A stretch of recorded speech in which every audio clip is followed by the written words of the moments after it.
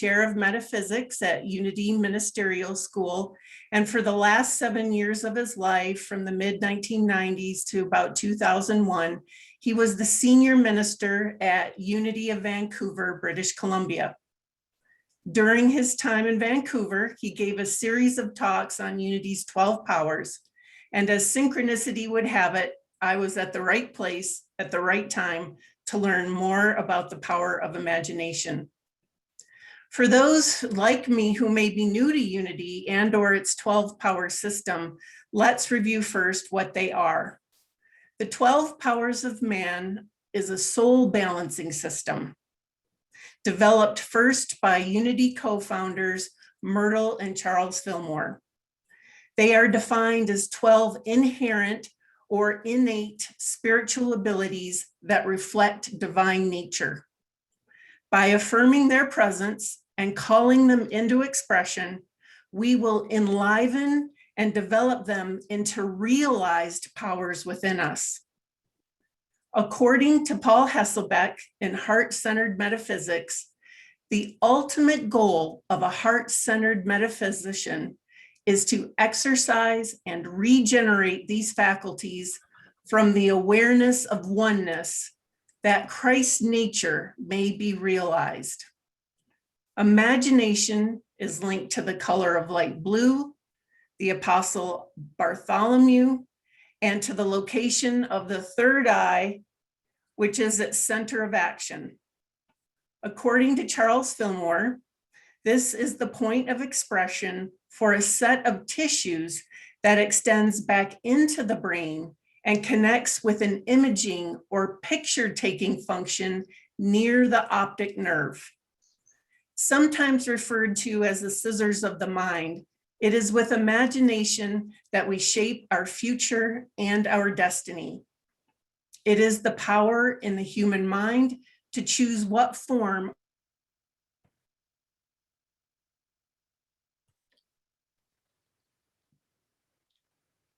Lisa, you need to unmute yourself again. Can you hear me?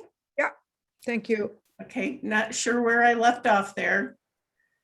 I'll start here again. It is the point of consciousness where conception happens. We're talking about point of imagination, and where we literally begin to plant seeds for our future. In Reverend Anderson's words, what we're experiencing in everyday life right now is the result of the seeds that we planted in the past through our imagination. Let me repeat. What we're experiencing in everyday life right now is the result of the seeds that we planted in the past through our imagination. While each power is the ability to do something, it is through imagination that the formless takes form, including our dreams. Here's an example from my own life. Recently, I was sorting through several stacks of paper and quite unsuccessfully, I might add. And I came across a set of self-actualization surveys that I had done entitled Living Your Values. I completed the surveys back in 2012. And much to my surprise, I consistently found that my highest value at the time was growing my life along spiritual lines. I was shocked, as I had no memory of that determination, and certainly not as far back as 2012. Looking back over the past 9 years, I can see the fruit of many, many painful decisions and subsequent life-changing events that led to leaving my safe government job, moving across country 3 times in a year with nothing more than a hatchback full of personal belongings, and learning to let go of what no longer serves my highest good, all amid many pain-filled relationship disruptions. Some have called it my hero's journey. I call it my belly of the whale experience. And whatever you call it, there's no denying my life is increasingly dedicated to following a spiritual path and supporting others as they do the same. When I planted that seed back in 2012, I did not know what would be required of me along the way to realizing its potential. But as I sit before you today, the formless has indeed taken form. Just as important as what imagination is, it's appropriate to consider what it's not. Here's what Charles Fillmore said that imagination is not. Imagination is not mere fancy, whimsy, or fantasy without relation to life. It is, in fact, the power which has built up the disasters of your life. If you've had any disasters or are currently having any, your imagination is the power that has built it up and that has brought it into manifestation. And by that same token, it is that power that can replace disaster with joy in the future. And by that same token, it is the power that can replace that disaster with joy in the future. Some of us are students of Father Richard Rohr, the founder of the Center for Action and Contemplation here in Albuquerque's South Valley. One of his favorite quotes is from Paula Darcy. God comes to you disguised as your life. How the formless of my imagination is manifested into form is not my work so much as its creator's work. The how of it is God's, and I must give it over to God to do for me what I cannot do. Yes? Technical problem. Okay. What is Yeah. that? You're coming in and out. So just keep talking, but Is you don't have to go back. It's okay. It's just, Okay. it's okay now. All right, I'll lean a little bit in here. So the how of it is God's, and I must give it over to God to do for You're me. silenced again. You're frozen again. I don't can think hear it's her. her fine. There's no disruption. hear her fine. Yeah. Yeah, I think it's you, your computer, Maya. Dr. Maya. Hello? It's you, Maya. It's not her. Okay, okay. That's good. It's good to know that she's good. That's important. So the how of it is God's, and I must give it over to God to do for me what I cannot do for myself. And at my first Center for Action and Contemplation's Living School Symposium in August of 2017, there was a banner on that stage that contained a quote from Frederick Buechner that said, "The place God calls you to is the place where your deep gladness meets the world's deep hunger. The place God calls you to is the place where your deep hunger and the world's, where your deep gladness and the world's deep hunger meet." Now, what is it that we must do to create a pattern of least resistance to having these flashes of imagination, inspiration, and intuition? The answer is simple, if not easy: a daily commitment to prayer and meditation. Going to our upper room, turning inward, and dropping into our center is a commitment to changing our hearts and feelings, our minds and thoughts. Science has shown that our brain's hardwiring can be rerouted as the neural grooves and pathways literally change through contemplative practice.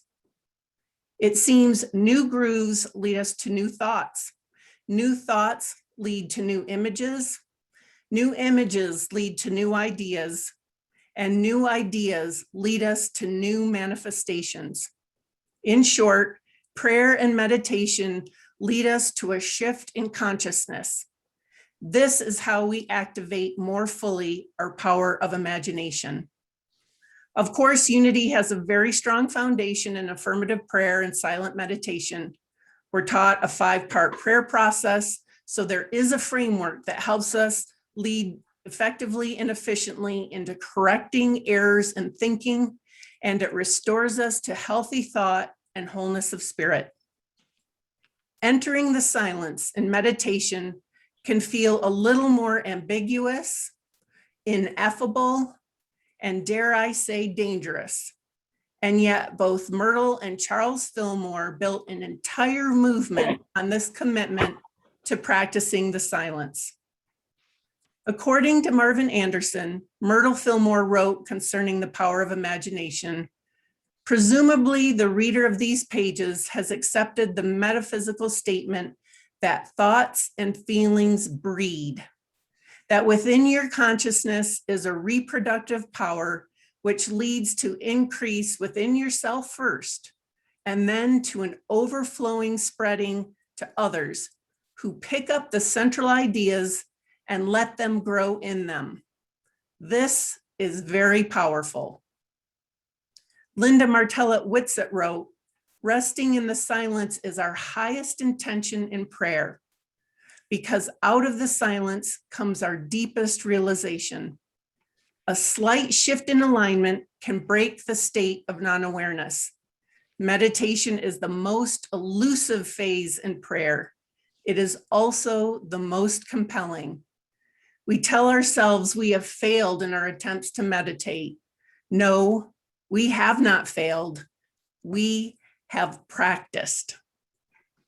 Richard Rohr wrote that if you're able to switch from the egocentric mind to the contemplative mind or the mind of Christ, your prayer has already been answered. If you are able to switch from the egocentric mind to the contemplative mind or the mind of Christ, your prayer has already been answered.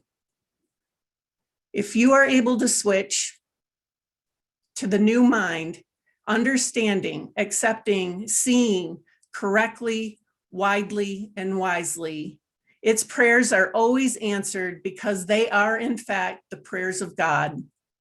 From John chapter 14, verse 14, if in my name you ask for anything, I will do it. Continuing with Richard Rohr, true prayer is always about getting the who right. Who is doing the praying? Is it you or is it God in you? Is it the little you or the Christ consciousness? The contemplative mind prays from a different sense of who I am. It rests and abides in the great I am and draws its life from the larger vine, as in John 15, and the deeper well in John 4. And Paul puts it this way in Colossians chapter 3, verses 3-4. You are hidden with Christ in God. When Christ is revealed and he is your life, you too will be revealed in all your glory within him. Basically, prayer is an exercise in divine participation, you opting in and God always there. In discerning the form our imagination and therefore our futures may take, we must emphasize opening to God's will. Thomas Merton said, the will of God is not a fate to which we must submit. It is a creative act in our life that produces something absolutely new, something hitherto unforeseen by the laws and established patterns. Our cooperation consists not solely in conforming to external laws, but in opening our will to this mutually creative act. In short, God invites us in on the deal. Our willingness to be open to conscious contact with God and to creatively work with the hand that life and circumstance have dealt us is our deepest prayer. And as we go forth into our new week ahead, let's be aware of the power of imagination in our lives. Let's plant and nurture seeds of healthy, positive thinking and joy-filled emotions, and let this be our affirmation for the week. I imagine limitless possibilities because God's resources are mine to use. I imagine limitless possibilities because God's resources are mine to use. Thank you very much. Thank you, Lisa. Thank you very much. Thank you. Let's absorb this for a moment. We're going to go into meditation. Just sit for a moment with yourself. We live in times, again, this year, both in crisis and opportunity. And while there are many reasons to be anxious, we have hope.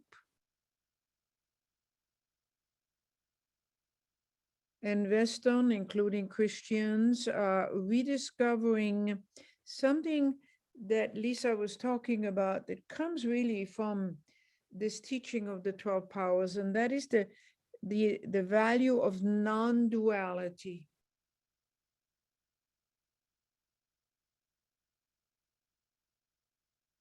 Non-duality is a way of thinking and acting and reconciling boundaries, crossing boundaries, building bridges based on inner experiences of God and the God Spirit. As you remember, Lisa was talking about Richard Rohr's question, who is praying? Who, when you pray, is praying? And we are a mystical tradition. And we are stepping into the river of this mystical tradition of many, many, many who have gone before us. And wherever we turn in this mystical thinking and this non-duality thinking, it's always the call to sit in silence every day, that commitment, that willingness to cultivate the relationship. As Meister Eckhart calls the process, it's a process of subtraction, not addition. And therefore the need for the silence, the need to come into stillness. So I call you now as a congregation for a short time of meditation. Come to your breath, come to your discipline, whatever it is. Remember, it does not have to be an absolute. It can just be the willingness for a few minutes to sit in the silence, to sit with a thought that you are a spiritual being having an earthly experience.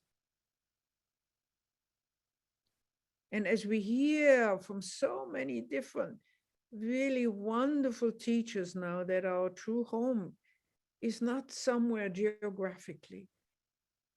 Our true home is the present moment.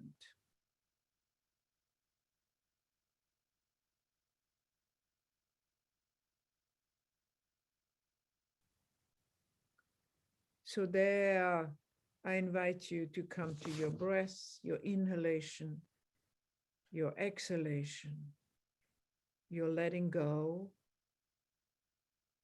of whatever pulls on you right now. I call it preoccupations. Allow your exhalation to be your helper. A releasing, a letting go into the hands of spirit.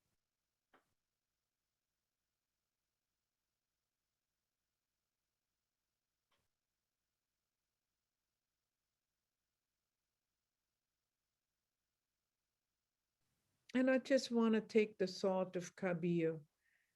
You know, the fish doesn't realize he's swimming in the ocean. So are you. You are swimming in the presence, the miracle of the presence of this moment. Nothing more, nothing less. I invite you to take your inhalations, a drinking in of the presence, drinking in, I am a spiritual being. And I have these powers. I have the power of imagination. I have this invitation to align with whatever I have need of, to create and co-create this moment and the next. Not from your human self, from your alignment with who is praying, who is visualizing, aligning with the powers that are innate in you, that are innate in me. Let your breath be right there. The alignment with the powers that are innate in me. And today it's the power of imagination. I invite you to gather with me in alignment with that power, not just for ourselves, but for our congregation, not just for ourselves and our immediate families, but for whatever is possible as we move into uncharted territory that we call global fellowship, global connection. Our race is human. Our religion is oneness. We say it every Sunday. We mean to mean it. We're willing to stand behind it, in front of it, under it, above it. Our God is love. Our race is human. Our religion is oneness. And when you really feel into it, it is perfect for the times we're in.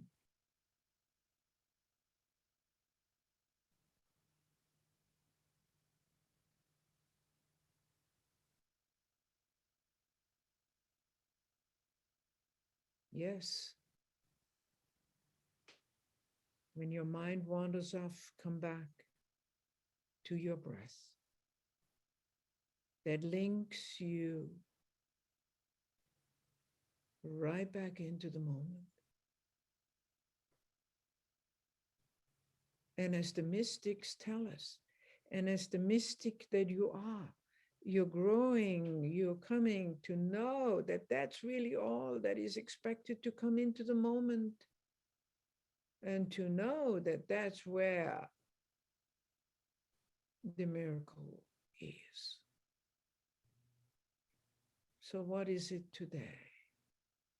What is it in this moment that is the crack in the wall, that is the challenge, that is the hurt,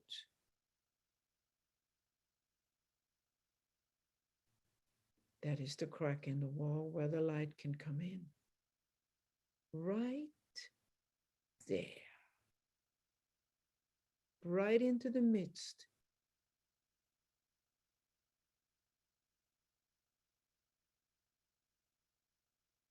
Right into the midst of what your human self is struggling with.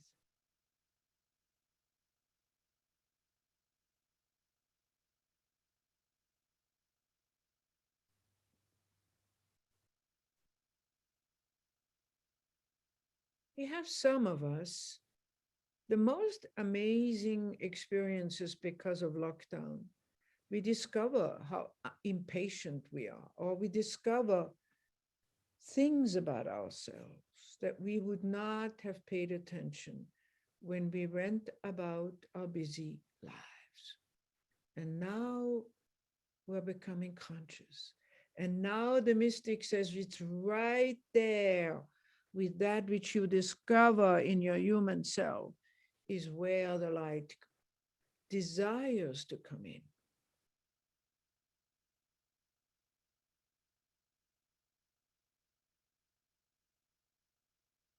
And so I think of that as we have our unity fellowship and everything that you are concerned about and everything that you worry about and everything you wish would be different.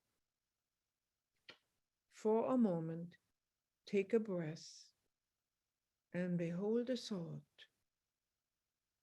It is right there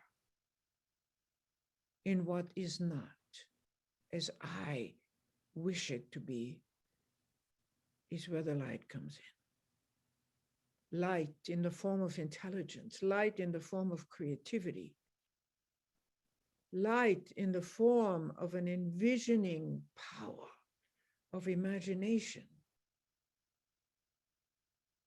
that gathers around, that really is the foundation of what will be the next chapter.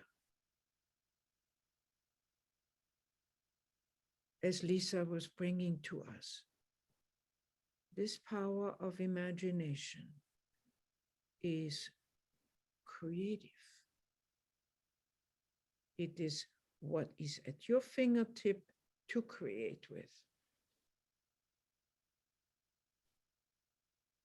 So let's take 1 minute of sitting. Some of these thoughts, some of these ideas have resonated, and let them just be in your heart of thanksgiving.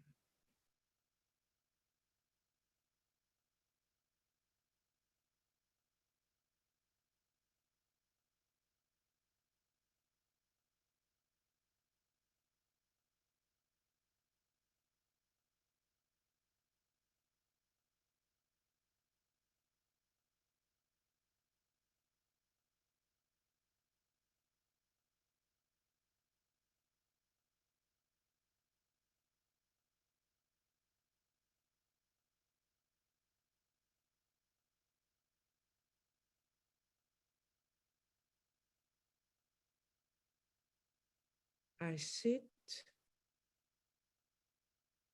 in my heart of thanksgiving.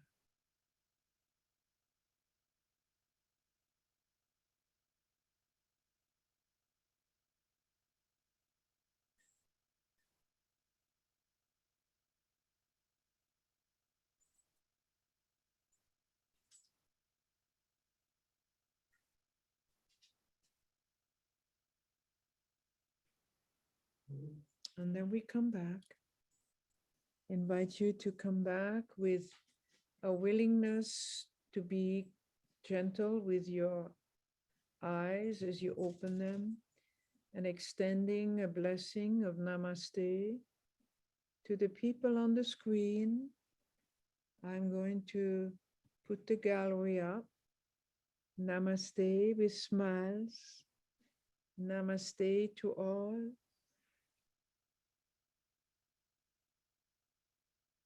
Namaste. Namaste to those who are with us without the visual. Some of us are with us through the landline, and I am so pleased with that. People are developing technical skills and courageous skills of using this technology. So we move a little bit in our chair. I want to bring you forward, talk about a couple of things that are going on. We're going to have a short period at the end of this service where we are opening up to, I'm going to stop recording. So